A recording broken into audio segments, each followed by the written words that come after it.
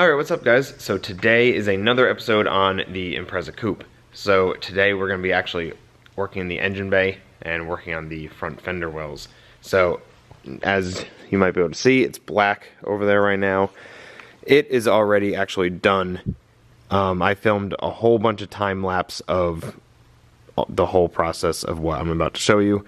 So I'm going to run it through. I'm going to run through all the time lapse and then I'll catch up with you guys towards the end and give you a little walk through afterwards of what I ended up doing. So let's start the time lapse.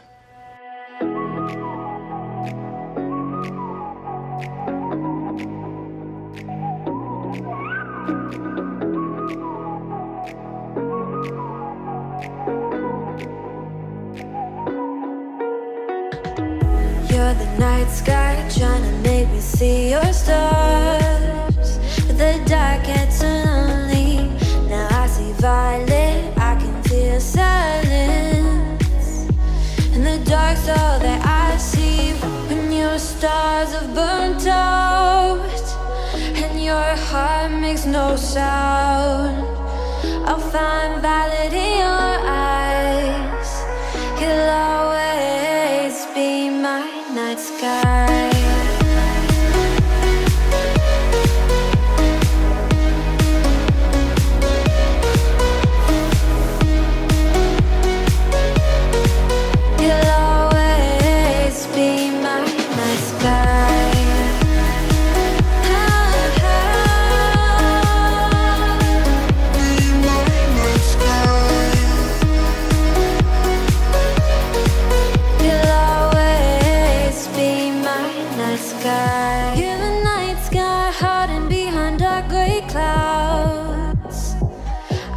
Figure you out now. I see your blue. There is so much cold in you, and the silence is so loud when you go. I just stay dancing with my shadow all day. Watch the time. I can't find the point where our two paths align. But you're the night sky. I'm trying to see your stars.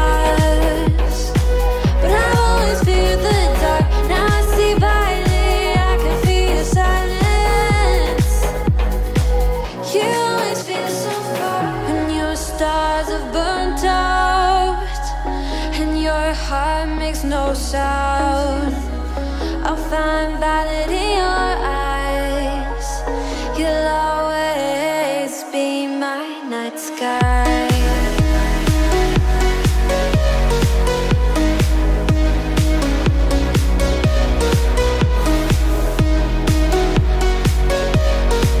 You'll always be my night sky. Alright, so I did a little bit of time lapse. I know sanding isn't enjoyable, at least for me to do, so I bet it's not enjoyable to watch. So I didn't do that much. That much filming, but I've got the whole bay scuffed up. I used some sandpaper, but I also used this. Cleaned up where the factory stickers were for the AC. Clean up all the side areas down at the radiator support, even these front areas right here that'll be covered and stuff by the bumper, but I wanted to make sure all this area was black, just so when you see it through the grill, obviously it's not red. So like I said, the firewall is all scuffed up, that's all ready. I wiped everything down, but I'm going to do a final wipe down once I'm ready to start painting it. I'm just going to grab some primer and just go over the bare metal areas. And then that's going to be all I can do today, because I need to go figure out what color black I want to do. So that'll be my next step. I need to do a little bit more taping off up on the top. Then obviously when I'm ready to spray, I have to tape off like the windshield and stuff. But for now, this is looking pretty good. I'm happy with how this came out. I absolutely hate sanding, so I'm glad I have probably about 99% of it done for the engine bay.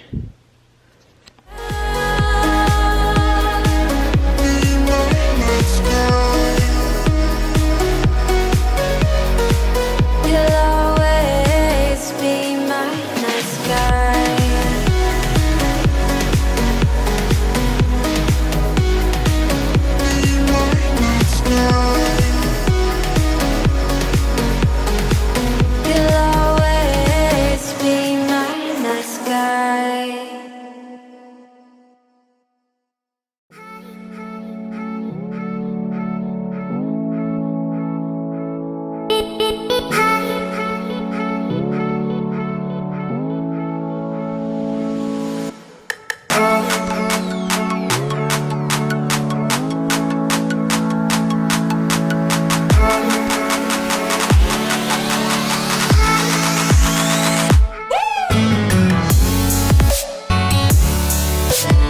a light coat of primer all over the firewall and the front area here.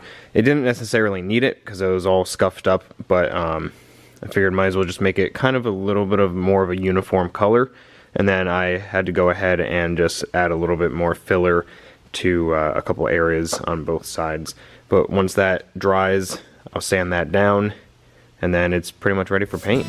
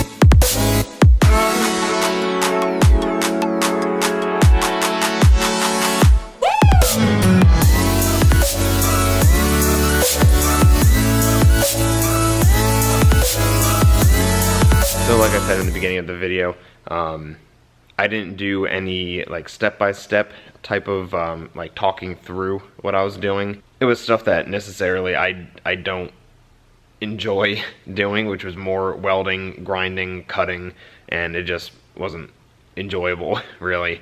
The only thing that was enjoyable was actually painting and bedlinering the fenders. So let's go over there and I'll give you a little walk around of what we did. So what you guys didn't see was when we stripped everything out. That was long time ago.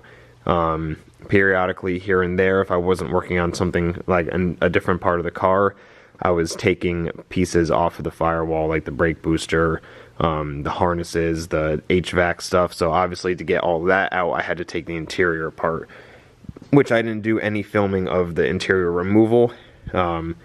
Once I'm ready to start throwing interior back in, that's when I'll start filming. But so as you can see, and you can see in part of the video, I did a upper strut reinforcement plate, which wasn't really necessary. I liked the look of it, and they were like 20 bucks, so I figured I was going to do a lot of cutting and welding for the tubs. I might as well just do those at the same time, which they were nice and easy to do, and I think they came out looking pretty good. So the big thing for the engine bay was obviously to do the tubs. Now that, since that we're doing the WRC style wide body kit, and it's a 60mm kit, so it's over 2 inches wide. Since that the arch is bigger, that means that I can lower the car down more and still have a decent wheel gap. The problem with that is that the factory tub is super small, and if you run a wide wheel while you're turning, or just maybe even just driving straight, I'm not really sure, you might contact that. And I knew that I didn't want to go through all the trouble of, cleaning the bay, painting the bay, bedlinering the inside there, and not do these, and then run into that problem, because I have it all apart now. I might as well do it now. So just like I did with the back quarter panels to make the inner fender liners, these are actually trailer fenders that I ended up just measuring, and I cut.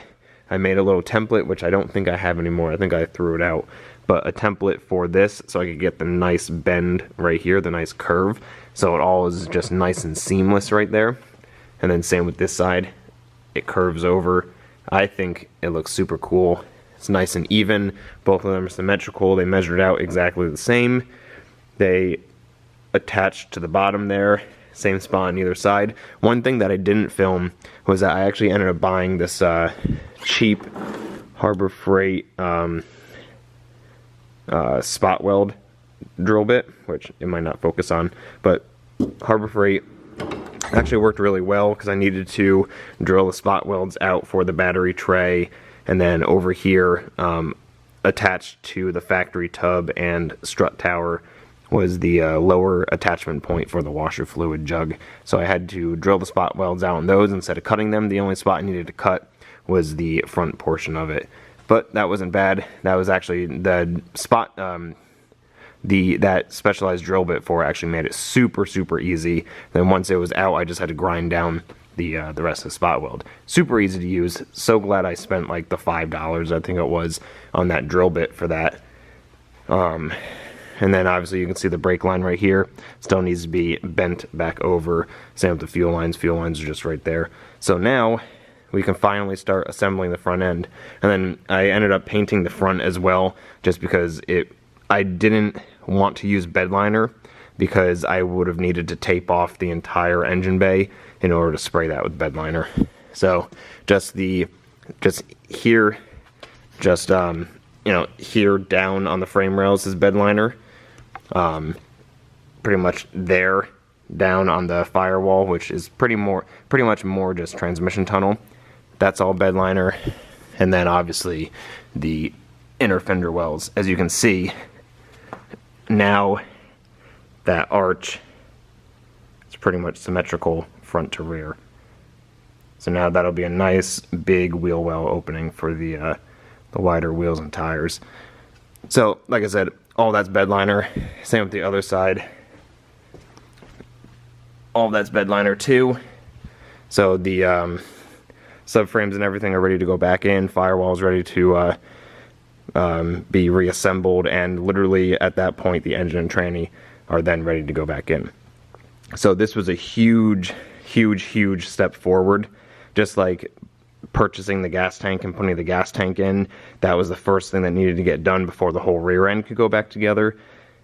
Getting these tubs done, painting the bay, getting it cleared was the first thing that needed to get done before the front could go back together.